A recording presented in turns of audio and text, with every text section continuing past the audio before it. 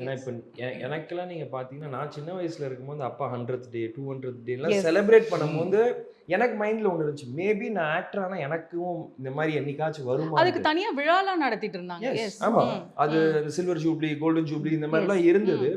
So நான் எனக்கு நல்ல நினைவு தெரியும் போது நான் நடிக்கணும்னு நினச்சா ஓகே நான் இப்போ நடிக்கிறேன், என் படம்லாம் வந்து ஒரு 100 days ஓடுமா 200 days ஓடுமான்னு இருக்கும், அந்த மாதிரி தான் இருக்கும்னு நான் நினச்சிட்டு இருந்தேன் சின்ன வயசில். பட் வளர வளர வளர அந்த தியேட்டருக்கு போகிற கல்ச்சர் மாறும் போது எனக்கு இப்போ ரொம்ப கஷ்டமாக தான் இருக்கும். 3 days 4 days இல்லை ஒரு 2 weeks ஓடுது, அதுக்கப்புறம் தியேட்டர் விட்டு போகுதுன்னும் போது அந்த டைமில் எப்படி ஆடியன்ஸ் போய் தியேட்டரில் சினிமாவை கொண்டாடினாங்க, பட் இப்போ அந்த அளவுக்கு இல்லையோன்னு தோணுது. அது கஷ்டமாக தான் இருக்கு எங்களுக்கு. சத்யராஜ் சார் வந்து வேலை கிடைச்சிச்சு படம் கொஞ்ச நாளுக்கு அப்புறம் தான் அவருக்கு 100 days படம். நான் வில்லனா பண்ணியிருந்தேன்.